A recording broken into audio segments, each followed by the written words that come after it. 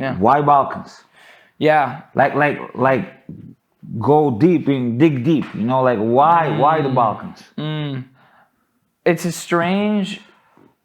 What attracted you to It's a strange place, but well, okay. If we're talking about what attracted me here in the very first place, in the very beginning, is the people here are very passionate about your culture. Everything. And in a way I had never experienced before, truly, honestly.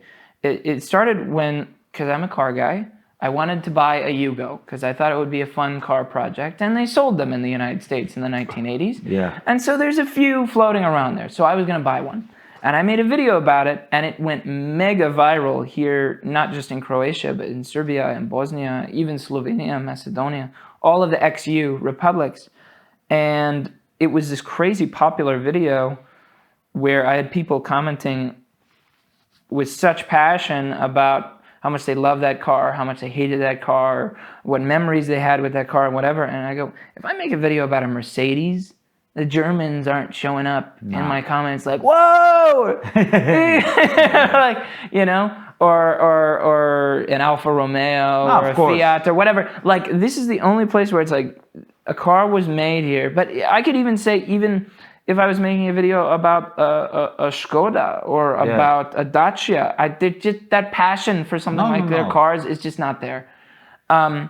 It's almost like the face of it, you know. The Yugo was the face of Yugoslavia. Well, it shares the name of the country, you know. It's and it was a big export, right? The fact that Yugoslavia, my only personal connection to Yugoslavia as some random kid in South Dakota was that car. Yeah. And I never would have heard about Yugoslavia or about Croatia or without it. And so I can see where the passion comes from, but I didn't understand it at the time. And that was it, right? So I made a video with the Yugo, it went viral. I made another one, it went viral again. I made another one, it went viral again. And then I made another one where I sang a song in from Serbia, but of course in the same language as Croatia, Bosnia, called Mickey Milane, this kind of silly... Mickey Milan. Yeah, you know it. Yeah, of course. So I sang that song, and it was just mega viral. And I gained like 100,000 followers, like that. Which 100,000 within a few days from one video. It's great. It's amazing. Mind blowing. Yeah. I mean, good luck. I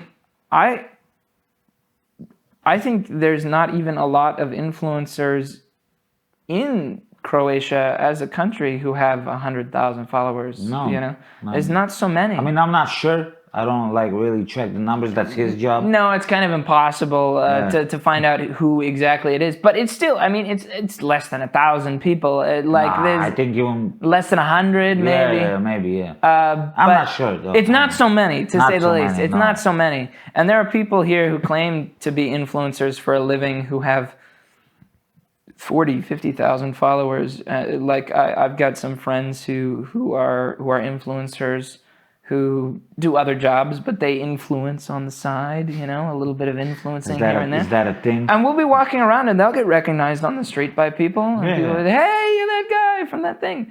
And so 100,000 followers in just a few days, crazy. And I was like, why do they care so much about this stupid song or this crappy car or about, you know?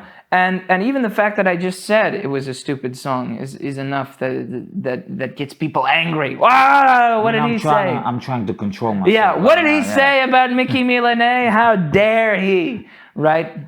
But as a foreigner, it's so strange. And so I found it, of course, in the beginning, very amusing. And so it's kind of like I did an experiment video where I was just like, I get in front of the camera, I have I took a bottle of Coke and peeled off the label and filled it with water and just like had it. And I was like, I am American and I love rakia. And I drank it from the bottle. And, that's great.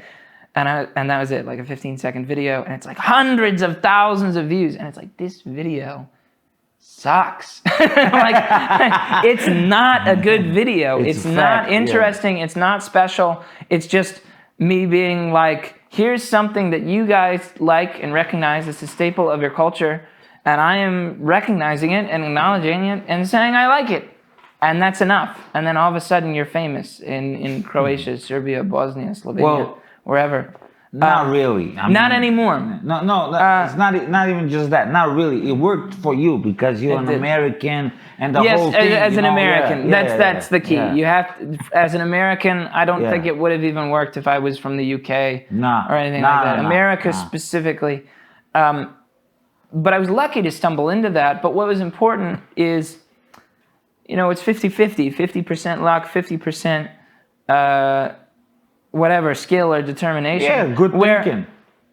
I recognized the opportunity and I capitalized on it. And so it came to the point where all of a sudden I was followed by basically exclusively Balkan people. And I made videos about the Balkans from my living room in South Dakota without ever visiting for almost 2 years before I made my first dollar doing it. Yeah. So for 2 years, I made no money doing it, and I just kept making those videos, but I had a really passionate fan base. The views were really good.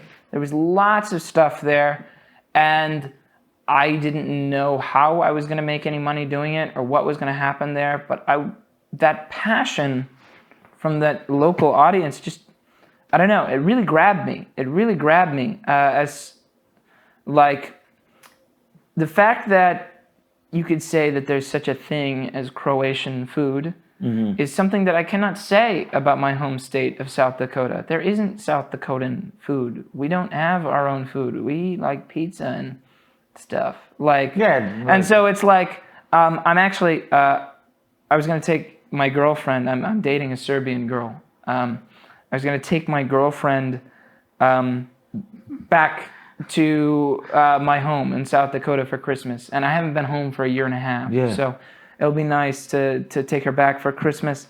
And I was thinking of the things I would show her. And it's like... Nothing. I can't be like, this is South Dakotan music. This is South Dakotan food. Or even the idea of things that are American, like, okay, blue jeans are American. But no, they're not, because they've been adopted by the entire world. And so that's just a world thing now.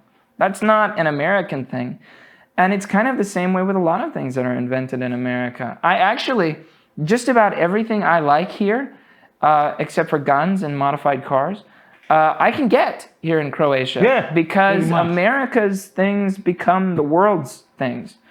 And that's like,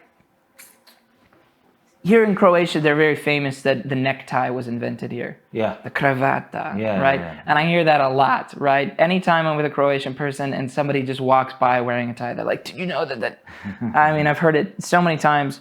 It's like, Americans don't do that because what hasn't been invented in America, right? And so the idea that you could say, we invented the necktie and be so passionate about that and be so proud and have so much honor about something like that is just really fascinating, and I think is a really great thing. No, of course. That I just haven't had or experienced in my life. We have a lot of history though, too. You know, like really a lot of history. Old, as opposed to not so much. No, especially in my state. Yes, we are here from 7th century. Yes, and all sorts of the 7th. 7th. 7th century. Sandwich. Sandwich century. From sandwich century. No, but so there's a lot to like, and there's a lot I don't like, right? I laid out early on, like the political sort of ideology in my home state is so vastly different from all of Europe, not just Croatia, but all of Europe. And so it can be kind of difficult for me to get along with it. I applied for a residency here in Croatia in February, and I just got awarded that residency today. For real? Yeah, for real. Congratulations. Hey, thank you very much. I'm finally a resident.